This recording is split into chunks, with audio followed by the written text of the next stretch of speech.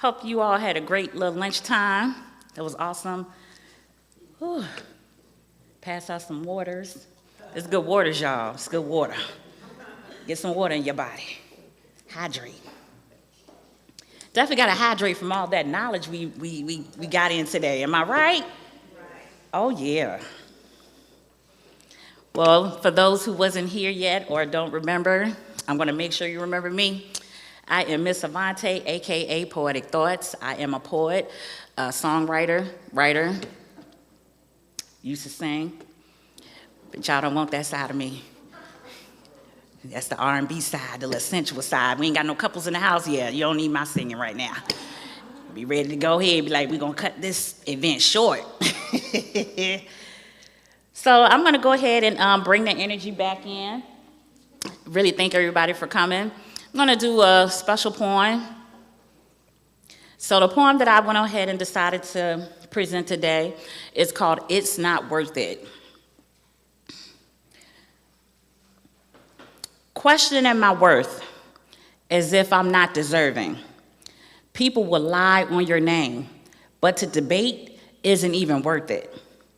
Hope that they're happy and me not choosing violence. That's a demon deep inside them, so a battle is pointless. Because God got me, God got you, God has got us. It's not worth it. I shake my head from the audacity, hoping my talents will clear me. But to understand that it's not even worth it, because that type of evil goes beyond me and you. We are not the only one. Because God got me, God got you, God has got us. It's not worth it. Having the world on your shoulders can seem overwhelming, but reminding yourself that the feeling is temporary. Because God got me, God got you, God has got us. Having things going good but not great in life will still have you feeling underwhelmed. Please have faith, have trust, because God got me, God got you, God has got us. Because it is worth it, because we are worth it. Happy Women's International Day. Thank you all for attending. Thank you for listening, and be well. And remember, God got you, and you are worth it. So we're going to continue with our panel. Thank you. I didn't mean to take a ball. Yeah, y'all did too much noise. You gotta. I appreciate the love. I appreciate the love. Yeah, see me on Tuesdays. I got a little tip jar. But anyway, thank you so much. It's so nice to be around such Black excellence. I love it. Like to see all these faces, even on the Zoom. I really, really enjoyed today. But I'm going to turn it back over to our wonderful, wonderful creator, the main poise of this event, Miss Tanita Abraham.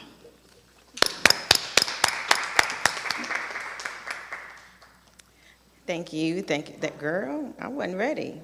I heard you was good, but I didn't know you was that good. Okay, you did that.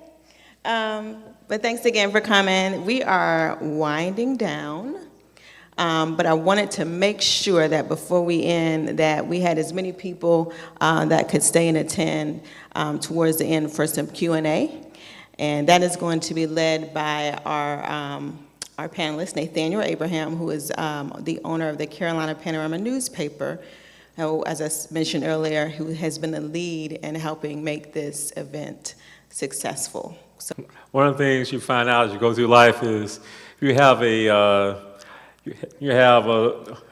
one sister's a preacher, another is a public speaker, and you have a wife that likes to talk. Occasionally, you're going to be called to speak in public unexpectedly. So I'm making this up as I go along. But anyway, the theme of this event is technology and how it creates opportunities. And I can certainly speak on that because that's how my career began. 1987, I was graduating from college, and my father just started a newspaper. And I read in Forbes that a good, well-run newspaper should have gross margins around 40%. So I thought, hey, well, maybe I can join a newspaper, but I didn't know exactly what I could do. But at that time, Apple Computer introduced a desktop publishing system and laser printers. So that allowed me to work with my father. We bought our production in-house, which saved a couple of $1,000 a month that we'd have to pay the production company. So we did all of ourselves. So technology got me into the newspaper industry, and that's how I got started. Now what technology starts, it can also disrupt. About 10 years later, there was a new thing called the internet. And I remember first got it, we had to pay American Online $20 a month. We had to plug our computers into a phone jack and dial up. But anyway, people started building websites, and one website was called Craigslist. So people could post classified ads online for free, and it wiped out the newspaper classified sections. Companies started building a website so car dealers could advertise their cars, department stores could advertise their clothes and sell them online. So that took away two of the biggest sources of revenue for daily papers, so car dealers and department stores. So a lot of newspapers started diversifying the revenue and finding other opportunities. So disruptive technology, it destroys old businesses, but also creates new ones, opportunities for new ones. Now this artificial intelligence, this is going to be bigger than that, the biggest disruption of all. And it's going to create tremendous opportunities, as some of the speakers have mentioned so far. So some of you, a lot of people are going to have questions, and we'd like to bring the panelists up so they can start answering any questions that you may have. First of all, thank you very much. This was enlightening and probably even life-changing for me today, really, truly. My name is Atricia Banks, and I want to know if each of you ladies use AI, which one do you prefer and why?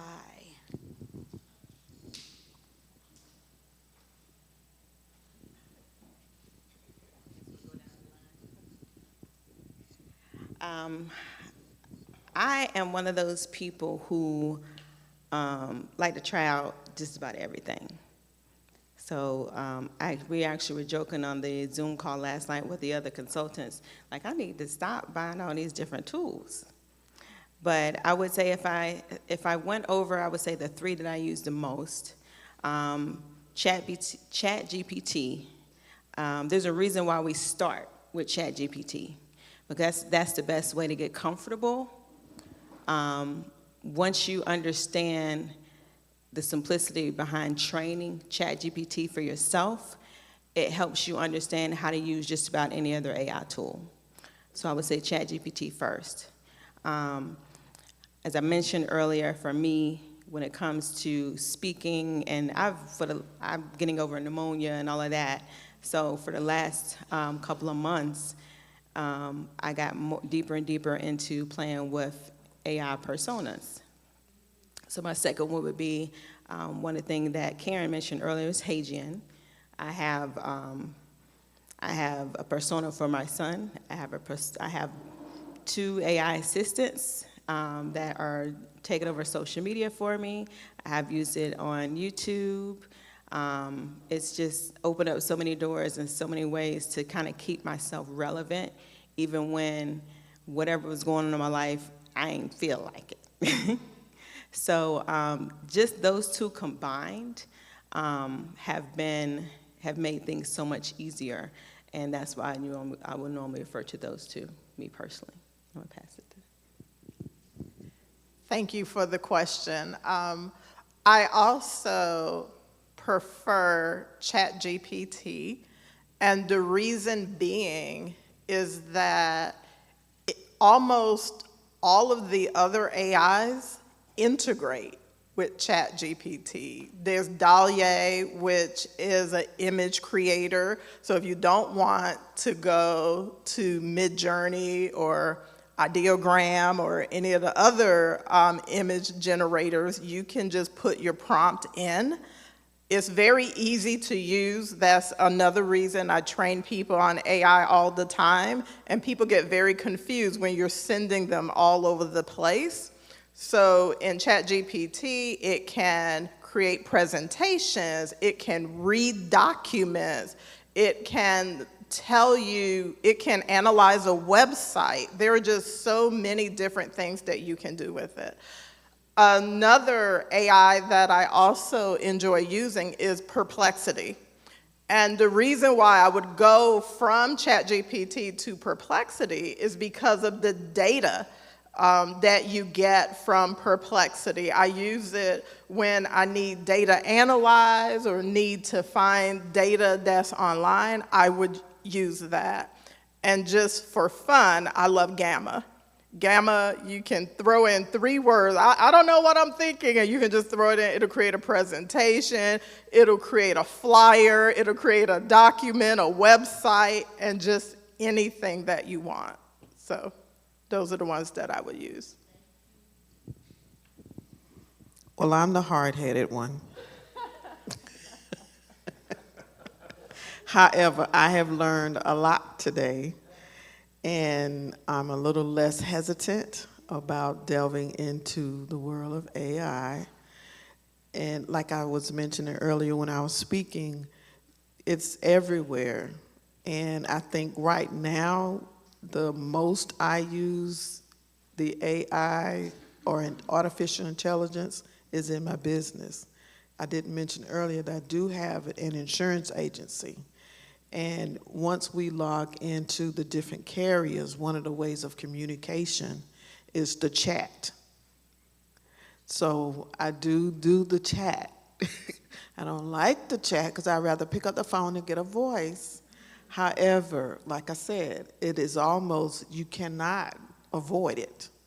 So by, what's the word? You have to embrace it anyway. It's coming, it's here, you got to embrace it. So like I said, I'm the newbie, and I think from what I'm hearing, and either I'm kind of playing with the chat on the different sites, that ChatGPT is probably going to be the easiest way to integrate me a little bit more into the AI world. So, yeah. And my sister's been encouraging me.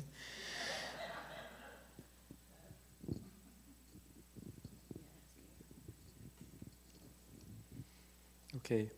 Karen, you have anything to add?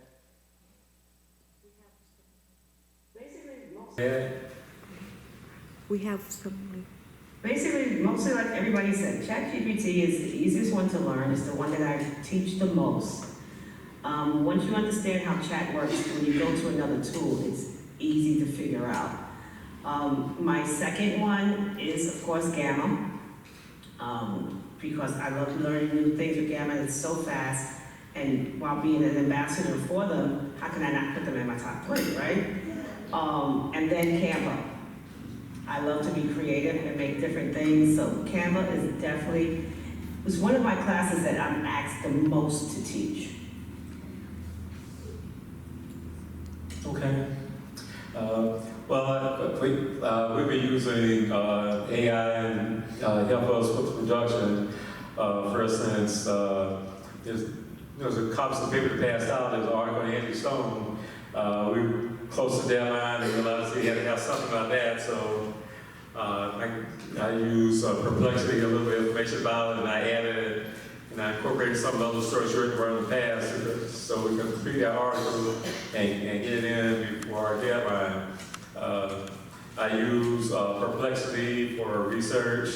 I use Otter to transcribe, get transcripts, and then I can get the transcript, and I can drop it into, say, Perplexity or Copilot, and do a basic outline of a news article. So we do use it to cut our times down, and so we can meet deadlines a lot easier. So we use it every day. Now I was not familiar with Gamma, so I'm going to play with that. Suno, or Suno, how do you Suno, not gonna use that because our middle child is engaged. We've been having a long discussion about what we're gonna do for our father-daughter dance. So I figure since we haven't been able to come up with a song, we just have to make one. So that's all. Then we'll start playing with that one as well. So, go. Next question.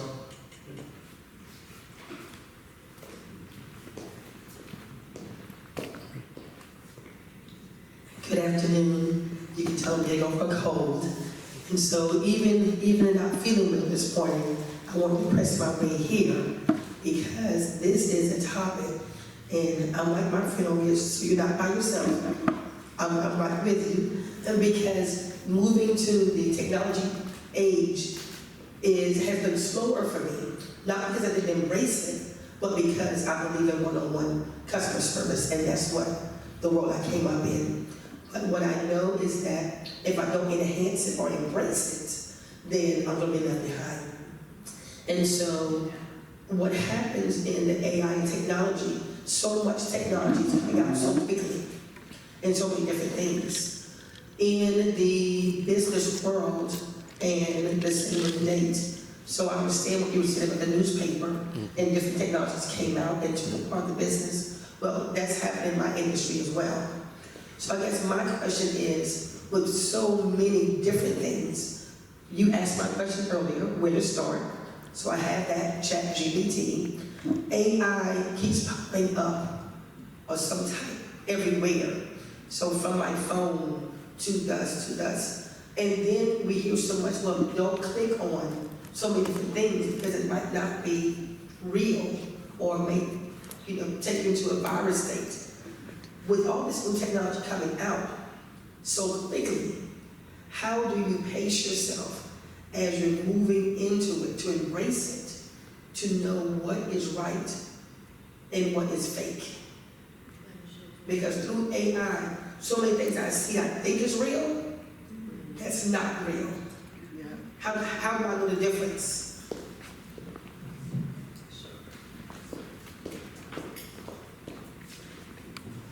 That is a very good question. It is hard to determine what is real because you heard even some of the presenters today talking about AI art. So what I would say is, if you are unfamiliar with something, don't click on it. And if you start with, you can start with any AI tool. I just choose ChatGPT. Get comfortable with one tool first, and then, because there are thousands, literally thousands of AI tools, and just because something says AI, it may not even be AI. It may be a virus, it may be somebody trying to get your personal information. So if you start with one tool and get familiar with it, and then decide for yourself what is it that you need to explore. You don't want to be like mindlessly, and I do that sometimes, mindlessly on my phone, just scrolling, and just tapping. You don't want to do that with AI. And I believe that's one of the fear that people have because they don't know what is it that I should be doing. I say do nothing unless you are absolutely sure. And then when I get a text, if it says your bank account is overdrawn, click on this link to solve it. And I know it's my bank because people can get your actual information. I do not click on it. I actually open a browser on the computer and sign into my account. We just have to be smarter about the way that we do things. I sign into my account, and if they say it's no problem, I either report the text or I delete it. So that is one way to make sure that we're clicking on things that are real. A few months back, there was something going around social media, which actually ended up being true, where, and just like when the internet came out, the main focus with email was the elderly. And so if I'm your grandson, I need some money, send me some money, things like that, it's just taken back over again. We can't control people that are going to do wrong. However, we can keep putting the knowledge out there to let you know what to look for and what not to look for. So basically, some friends and I started pushing when it comes to getting those phone calls and those texts, have a code word. If you get a random text and it says, I'm taken hostage, or whatever the case may be, speak to your parents' parents, anyone, have a code word. So if someone gets a phone, because they can, as someone Haitian that she showed earlier, you can duplicate your voice. And those voice tools are getting better and better. And then, I don't know how they can get into the phone systems yet, but if it's a code word that you have between you and your loved ones, and someone calls, or even they get to the point where they're acting like a police officer, whatever the case may be, then that's your way of at least being able to have that one layer of protection that can make a huge difference. So that's one of the things that I suggest. In addition to Donna, I would never say, I mentioned earlier that I do just about everything, but I will also say nothing that I have tried, I have not vetted first, because I have already been known to dive deep into that community. It was the same way that I was with as being an investor and a broker back in the early 2000s, and that's the way I implemented AI in my life. So that's how we came across the AI consultant program. The young lady that is over that group is amazing. The best money that any of us have spent. You know, you join groups that talk about certifications and things like that, and they'll throw you a little Q&A questions and things like that, and get a piece of paper. No, ma'am. We meet every week, twice a week sometimes, in different groups and different platforms. We share information all day long. This is a movement for us, and we are led by the best queen of AI, as she's known. So just saying, it's also about staying connected. So it's just a matter of being diligent, and as long as you meet more and more people that you feel comfortable trusting in that community, such as ourselves. And if I don't know, if you notice, Donna came on 2 days ago, okay? And that stemmed from me already wanting to work with her, but then a conversation at the event that I went to of yours on Thursday, a couple people mentioned nonprofits. And I was like, that's what I love about Donna. And I literally called her from your event, and I said, Donna, look, I've been being hard-headed because I didn't want to ask you last minute, but this is what's going on, and she already knew. So let me, this is what's going on. Are you interested in presenting? Because I want you to be at least a part of the next time somebody says, I have a nonprofit, I'm not sure what to do, I'm not sure what direction to go, then boom, your name is attached already. So I can say, this is who I know, this is who I recommend, here's a video of what she's done and what she can do. So collaboration means a lot, especially in our community. So. Thank you. Another question?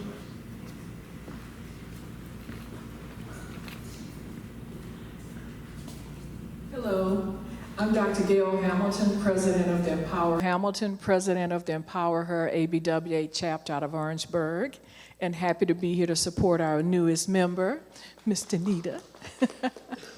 I am on my way to the airport, as a matter of fact, but I want to stop in because this is such great information.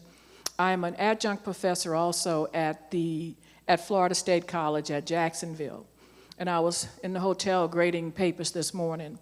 And AI is a big, I don't want to say problem, I'll use Rochelle's favorite word, challenge, because, students can use it to query, but some of them are just submitting the information. Now, at the college, we use Turnitin. and Turnitin has been around. And so students are to submit their papers through there. It first looks for plagiarism, and then the last couple of years it added an AI component. So the students get that feedback as to what part of their papers are plagiarized in AI. And then in my class, I give them 3 chances. They will still submit something that has over 70% AI. So how do we balance, because part of me is like, you know what, if you don't want to get this information when you go to that job interview and you're not prepared, it's on you. But then on the other, so they're taking the easy way out. So how do we balance that? Because I don't want to give them a 0 and an F, which is I gave, this morning, zeros and resubmit. So how do we balance this technology with learning, still instilling learning into individuals?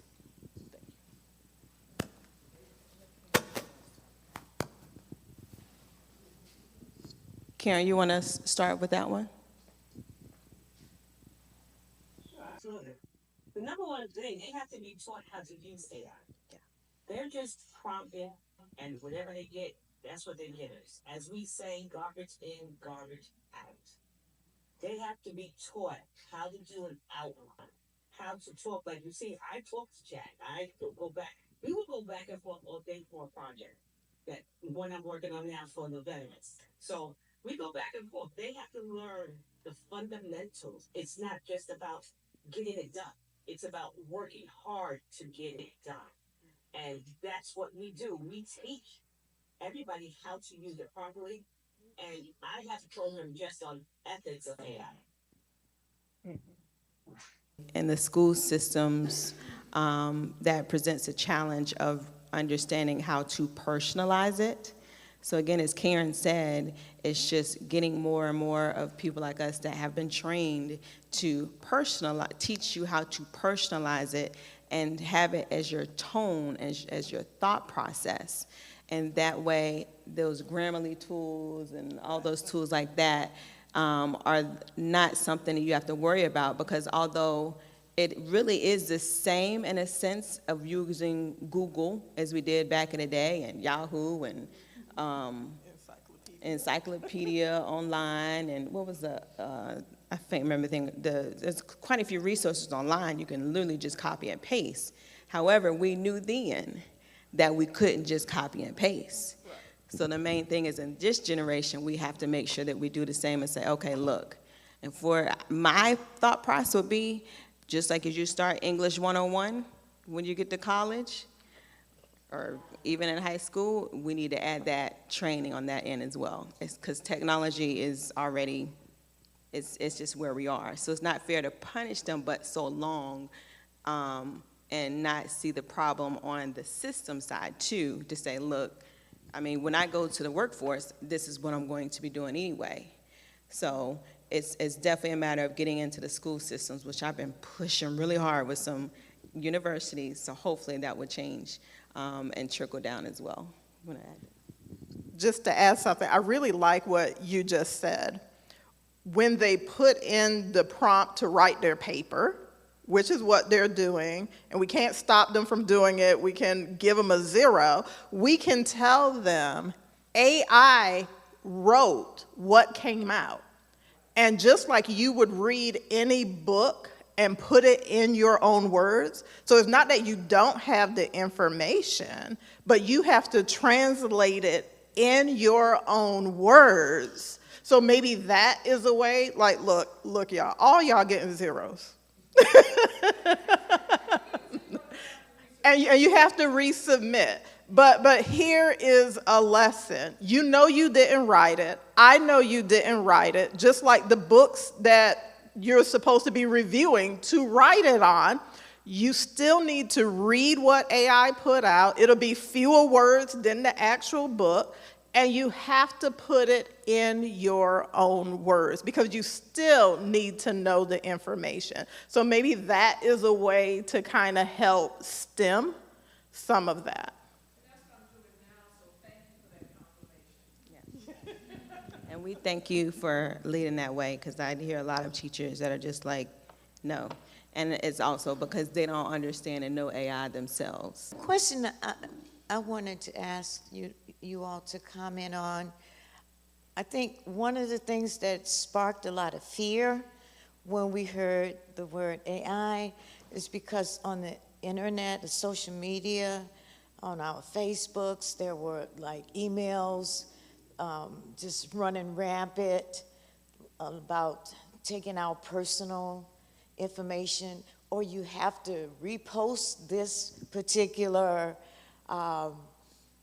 paragraph on your profile or somewhere on your email saying that they do not have your permission to take any of your, familiar what I'm saying?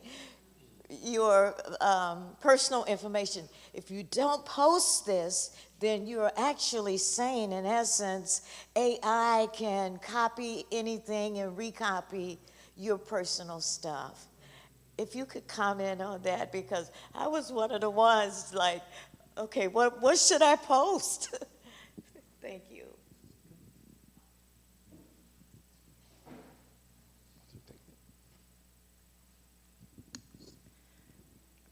That is a very good question. Unfortunately, the answer is if you have posted anything on the internet, on Facebook, on Instagram, or YouTube, or any of these open platforms, it is available to everybody. I know you all have seen somebody has posted something and said, oops, and then went back and took it down, and you probably did that too, but somebody already screen captured it, and it's already national news, and you took it down. Our information is already out there. It is already out there. So what do? Don't put information out that you don't want other people to have. That is the most simplest way. I have an old supervisor who has never gotten on the internet, has no social media, and I be looking her up all the time just to see if she pops up. She is not there because she never engaged. If you have engaged, people can get your information. People get our information by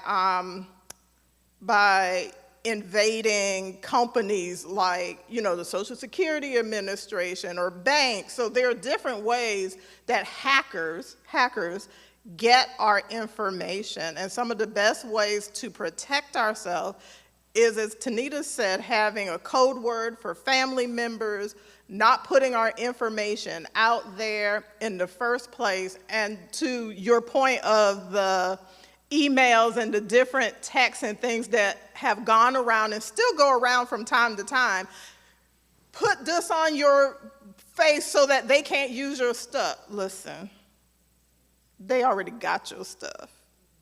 They already got it. You gave them permission because you posted it. Facebook does not belong to us individually. Whatever you post, especially if your profile is public. So one thing I would say, make your profile private. That is a way to close in your stuff more. That way only people that you have accepted as a friend have your information. How many of them are really friends? You don't really know all them people. So those are just different ways that you can protect yourself. Just know that it's out there. Our Social Security numbers are on the dark web. One thing that I have done that we all can do is I have shut down my credit report. It's on lockdown. If someone goes to pull my credit, I get a text that say, I have to unlock it first. So there are just different things that we have to do to protect ourselves. The world is not going to do it. And I also want to add, we can still be as proactive as we believe we need to be, but each and every one of us, once you have a Social Security number, AI has gathered information about you since birth. One thing that I've learned in with my insurance agency, there's so much out there on the internet, you'll be surprised. If you Google your name, Whether you gave permission for it to be out there or not, it's out there. I can put in your address and take a look at your house. Google Maps. They drive all around town videoing every address. Even your credit report, you can lock it. Insurance companies have access to that. But we cannot not do it. We still have to do as much as we can to be proactive. But just know they've been gathering information since your birth. Because when clients come and sit down with me, and I've, this and that and da-da-da, I had a client came in and got homeowners insurance. Well, an inspection report came back. And I said, let me Google your house. I'm sitting right there. Showed everything the inspection report pulled up. Pictures, the backyard, how they had the wood piled up on the side of the house. And they were shocked. But satellites and all of that, they've been collecting information. But nonetheless, we still have to be diligent about that they give us access to control, to make us feel like we have some control, that we have to do.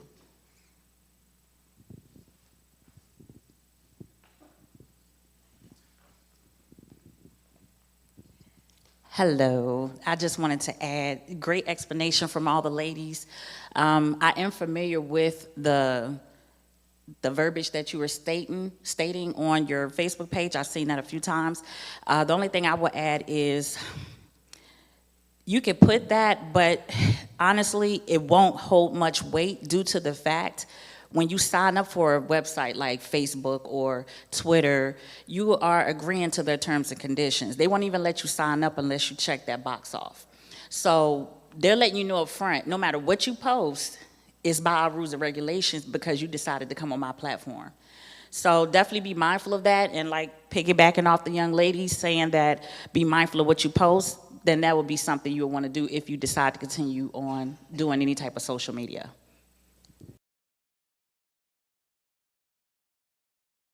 Mentioned how the information is accessible and things are changing already on the way. Most of you may not have ever heard of the social credit score. The next generation behind us, their credit is not just going to be based on their debt to income. Everything that has been happening with social media has been tracked just as well, and it could make a difference on whether or not you get a job. As we know, not just from, you may post a bad video or something like that. It was inappropriate when you're young. But at the same time, it tracks your spending. Keep in mind, when you use your debit card, you may notice that you go to Walmart, for example, and you scan your debit card, it already has your information because it's attached to your debit card. Same thing with any platform. Everything has been tracked for years to build up to something. And I'm not going to go into a whole lot of detail on that end because it almost sounds scary, but just to be mindful that I do agree, you do as much as you can, but you definitely want to pay attention. And I shout to the rooftops, and been doing this since well before COVID. Stay focused on what's being done. Don't let it get too much in your head of, that's not fair, that's not right. Get in the point of training your mind as much as you can to think like they do. The times that you start thinking like they do, and that's been my background for the longest. Okay, how are these people, we all have the same brains, but one person could look at a character and come up with a scary movie that I would never even be able to think of. And another person can come and look at that same picture and write the most beautiful love story. We all have the same potential, but our minds are going to think different when it comes to how they could benefit from it. So even in this political climate, the things that are going on have been going on for a while. What are we not doing and not paying attention to is what's going to affect our communities the most in the end.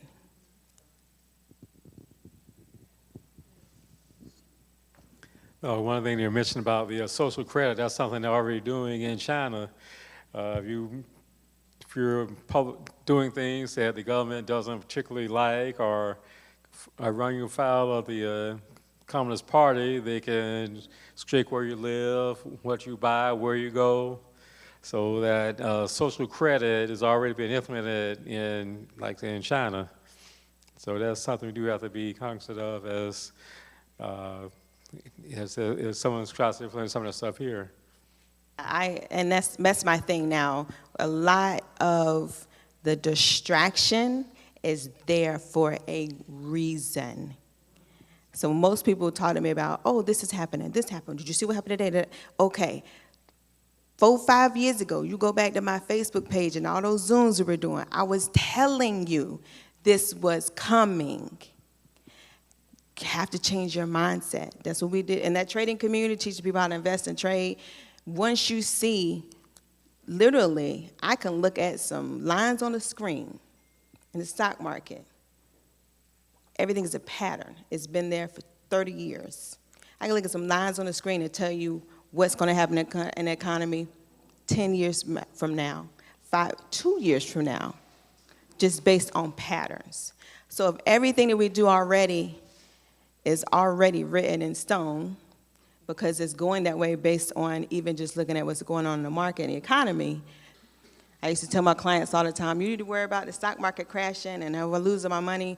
And I said, you know what? There was one great movie that came out that basically let you know if the world was to end, what's in your bank account doesn't matter. Where you live doesn't matter. The temperature outside doesn't matter. You know what matters is who has the knowledge in the end to take that lead. Pay attention, keep your mind open, because at the end of the day, who's going to take lead? It's the people who kept their head on a swivel and stayed focused on a purpose. And that's one of the reasons why we're here.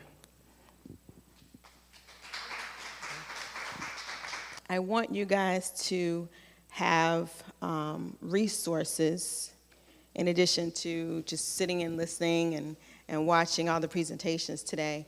I want you guys to have access to resources and the partnerships that I have made without this organization and without throughout my career to assist you with everything we've gone over. So if someone comes along with you and helps you with your vision, then that's going to empower you to keep going. And that was kind of the point of bringing things back today.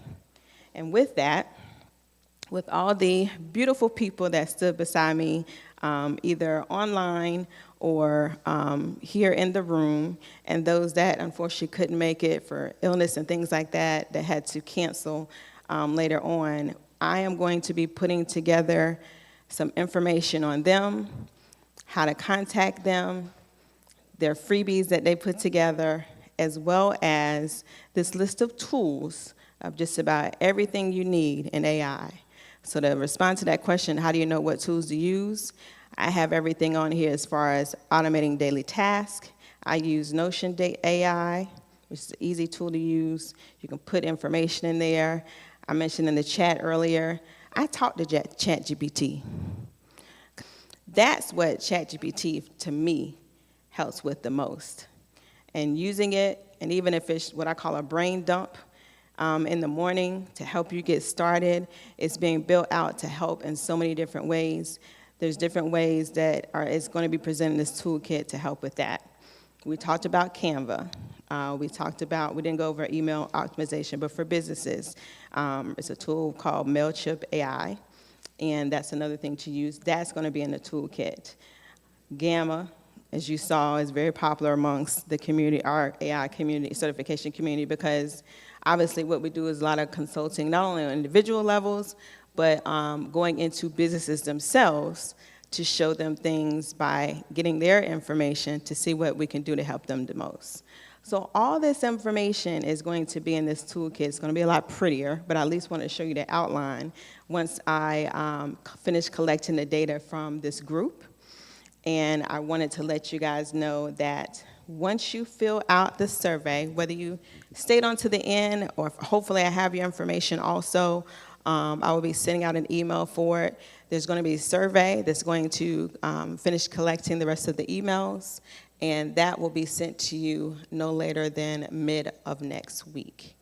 So you'll have access to the video, you'll have access to the contacts for those that were here and some that were not able to participate today. And I want that way, if you have any questions or any concerns about anything that went over today and you were impressed by someone, you can reach out to them as well. All right. So any questions on that from in the chat there? I did not see.